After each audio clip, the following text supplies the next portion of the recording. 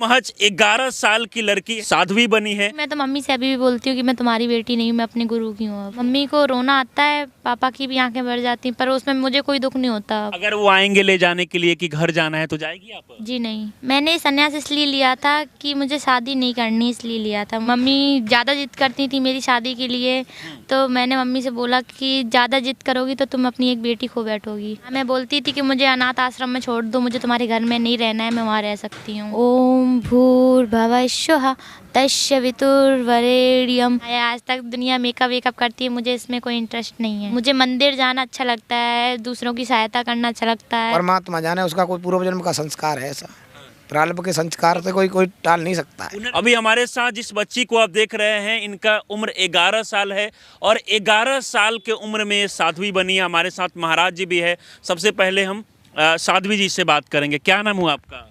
मेरा नाम गौरीगिरी महारानी। अच्छा, गौरीगिरी महारानी आपका नाम हुआ? जी हाँ। अच्छा, आपकी उम्र कितनी है? मेरी 13 साल। अच्छा, अभी 13 साल की है। आपके बारे में मैंने सुना कि महज 11 साल की उम्र में आप साध्वी बन गई। जी हाँ। अच्छा, रहने वाली कहाँ की है आप? आगरा। आगरा की रहने वाली है।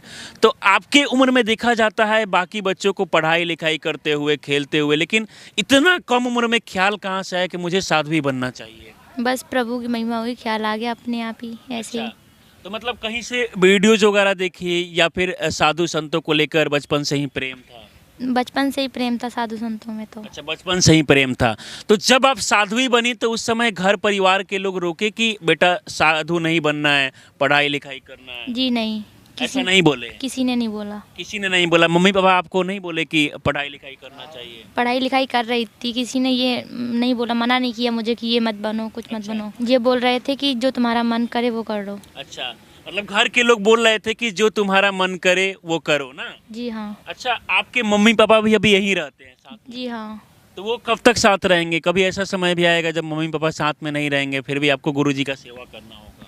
हाँ, वो करना होगा। अभी कुछ महीने तक मेरे साथ रहेंगे, फिर चले आएंगे वो। पढ़ाई लिखाई भी करती है साथ में या फिर? जी हाँ, मैं पढ़ाई लिखाई करती अच्छा, हूँ। कौन सी क्लास में आप है? 9th में। 9th में आप है और अभी आपका एज 13 साल। क्या कुछ का त्याग करना होता है? उसमें घर बार सब, माता पिता सबको त्यागना होता है, ताऊ ताई बहन भाई सबको त्यागना होता है। अच्छा। वो मैं खुशी खुशी कर सकती हूँ। अच्छा, खुशी खुशी मतलब घर परिवार को पूरा त्यागना पड़ता है हाँ, ना? सब चीज़। किसी का मोह माया नहीं रहता? हाँ, सब चीज़ त्याग दूंगी मैं। अभी मोह माया बिल्कुल नहीं रहता है? घर परिवार रिलेशन के लोग का याद की वहाँ बिल्कुल नहीं, मुझे याद ही नहीं आती। मैं तो मम्मी से अभी भी बोलती हूँ कि मैं तुम्हारी बेटी नहीं हूँ, मैं अपने गुरु की हूँ अब। अच्छा, मम्मी को क्या बोलती है आप? कि मैं आपकी बेटी नहीं हूँ, मैं अपनी गुरु की बेटी हूँ। अच्छा, गुरु की बेटी ऐसे मम्मी को बोलती है।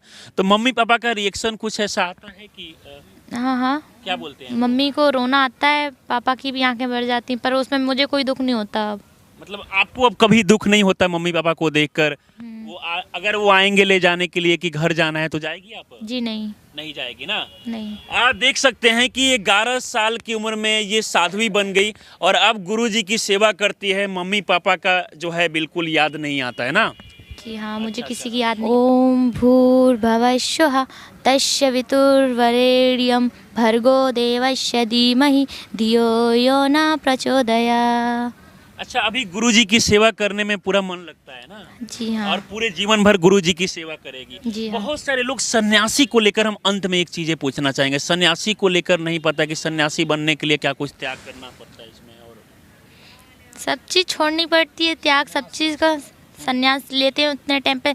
मैंने संन्यास इसलिए लिया था कि मुझे शादी नहीं करनी, इसलिए लिया था। मेरा मन था। आपको शादी नहीं करनी थी पहले नहीं, से? हाँ। बचपन से ही आप सोच लेती कि मुझे शादी नहीं करनी है, तो इसलिए आपने संन्यास लिया? जी हाँ।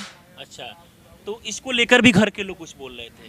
क्या बोल रहे थे? मम्मी ज़्यादा जिद करती थी मेरी शादी के लिए, तो मैंने मम्मी से बोला कि ज़्यादा जिद करोगी तो तुम अपनी एक बेटी खो बैठोगी। अच्छा, मम्मी को आप बोली कि ज्यादा जिद करोगी तो अपनी बेटी को खो बैठोगी, लेकिन आपको बचपन से ही सन्यासी बनना था? जी हाँ, मैं बोलती थी कि मुझे अनाथ आश्रम में छोड़ दो, मुझे तुम्हारे घर में नहीं रहना है, मैं वहाँ रह सकती हूँ। अच्छा, ऐसे। अनाथ आश्रम में छोड़ने के लिए भी बोल रही थी, तो फिर वो लोग क्या बोल रहे थे उस टाइम? वो लोग बोल रहे थे कि हम क्यों छोड़ें, तुम हमारी बेटी हो, मैंने पाला है।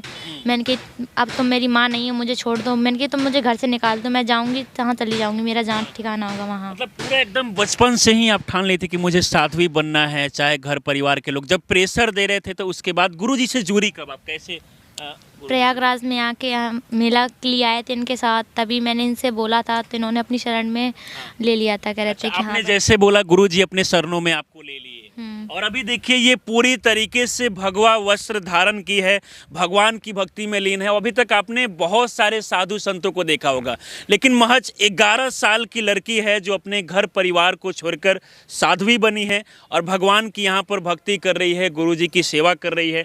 हाँ, वो उनकी इच्छा रहती है। मेरे मन में ऐसा कोई ख्याल नहीं आया आज तक। दुनिया मेकअप वेकअप करती है, मुझे इसमें कोई इंटरेस्ट नहीं है। मतलब दुनिया जो पहनावा, साड़ी और इसके अलावा जो भी कपड़ा, अलग अलग मेकअप, घूमना, ये सब में बिल्कुल आपको इंटरेस्ट नहीं है? जी नहीं, मुझे कभी मंदिर जाना अच्छा लगता है। मुझे मंदिर जाना अच्छा लगता है, दूसरों की सहायता करना अच्छा लगता है, हाँ। सबसे प्रेम भाव रखना अच्छा लगता है। बस स्कूल और स्कूल जाने का मन करता है कि नहीं? स्कूल तो मैं जाती हूँ, अभी भी जाती अभी भी स्कूल जाती है, लेकिन इसके साथ साथ भगवान की भक्ति आपको काफी पसंद हूँ। आता जी है। हाँ। बाकी लोग के मतलब जो आजकल देखा जाता है उससे काफी आपको अलग ही सब कुछ है जी हाँ। ना। बाकी देखिए यहाँ पर महाकुंभ मेले में बाकी हमारे साथ महाराज जी भी है, इनसे भी हम बात करेंगे। महाराज जी, ये बच्ची आपके पास कब आई है? मेरे पास तो 11 साल, तो वैसे तो अभी आई है, कुंभ में आई थी मेरे साथ। अच्छा, हाँ, तो ये क्या बोली कि मुझे साध्वी बनना है, घर परिवार के साथ नहीं रहना? मैं इसने कहा मेरे को गुरु महाराज मेरे शरण में आ जाए, आप भगवान का भजन में कर, तेरी इच्छा है बेटा में कि तू पहले इनकी राह ले, हाँ, इनका क्या विचार है। और मैंने इन्हें अपने माँ बापों के सामने रखी, अच्छा। उनने कहा बोलो जैसी इसकी इच्छा है। जैसे कि बता रही थी कि हमारे माँ बाप जो है प्रेशर दे रहे थे शादी करने को लेकर कि घर पे रहना है, शादी करना है, लेकिन इसके बाद इनको स्वेच्छा था कि मुझे गुरु जी का सेवा करना है, भगवान की भक्ति अब वो परमात्मा जाने, उसका कोई पूर्व जन्म का संस्कार है ऐसा। प्रारब्ध के संस्कार से कोई टाल नहीं सकता है। पुनर्जन्म का भी कुछ इसमें मिला जुला है। बोला भक्त वही पलटे नहीं, जुग जुग जाए अनंत, ऊंच नीच घर जन्म लीजिए, हो संत का संत, व्यक्ति का बीज 7 जन्म तक नहीं पलटता है, 1 जन्म की तो चलती है, 7 जन्म तक नहीं पलटता है। अच्छा महाराज जी, ये बच्ची कभी बोलती है कि मुझे घर जाना है, घर परिवार के लोगों से आज ना ऐसी कोई बात ही आप नहीं। कभी बोले कि घर वालों से मिल लो तो क्या बोलते हैं? नहीं नहीं, कोई ऐसी बोल में नहीं जाती है। हाँ, कहीं नहीं जाती। नहीं, अभी तो फिलहाल तो इसके माँ बाप साथ ही है, हाँ, तो कोई अभी माँ बाप साथ है, लेकिन बोल रही है कि माँ बाप कितना भी चाह ले मैं यहाँ से जाऊंगी नहीं, मुझे। तो आगे परमात्मा की देन है, क्या है, बुद्धि गुरु महाराज चलाता है। कोई सरस्वती विद्या की कहात है, जो तो अब आगे जो असवार हो गया है, भगवा चढ़ गया है, तो उसको उसकी लगन लगी है, तो लगन वहाँ तक पहुँचाएगी। आजकल के समय में एक सवाल गुरुजी आपसे पूछना चाहेंगे। आजकल के समय में देखा जाता है कि सनातन धर्म जो है, संस्कृति जो है, वो विलुप्त होते जा रहा है। नए नए कल्चर को लोग एडॉप्ट कर रहे हैं। बिल्कुल, कलयुग का खान पान, रहन सहन, बुद्धि, साहित्य, आदमी की दैविक सौदाते, परमात्मा से ध्यान कम है। आदमी का ज़्यादातर रहते वो है, दूसरी तरफ फिल्म चल रही है। क्यों, आज इलेक्ट्रिशियन का ज़माना आ गया है ना, कंप्यूटर ने सब कुछ बिगाड़ के धर दिया है। बिगाड़ के रख दिया है, मोबाइल और कंप्यूटर। हाँ भाई, इलेक्ट्रिशियन जो आदमी पढ़ा जरूर है पर गुनाह नहीं है, पढ़े जरूर है पर गुने नहीं है। उनको पढ़ने की किताबों का ज्ञान है, हमारी शास्त्रों का ज्ञान नहीं है।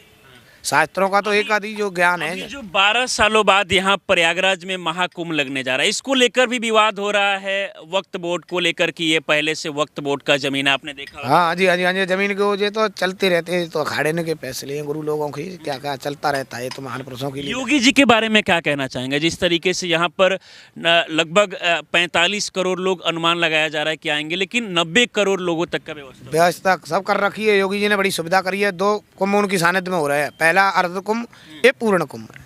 ये पूर्ण कुंभ 35 जैसे तो 12 साल में पड़ रहा है, 35 साल में ऐसा योग नक्षत्र में लग रहा है, जिस नक्षत्र को देवता भी सरस्वती, 35 साल में ऐसा पड़ रहा है। चलिए, बाकी महाराज जी हमारे साथ आप जुड़े, इसके लिए बहुत बहुत धन्यवाद। ओम नमो नारायण, ओम नमो नारायण सभी को।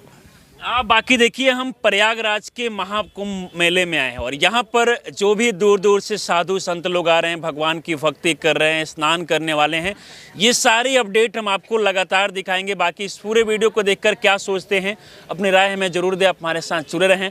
बहुत बहुत धन्यवाद।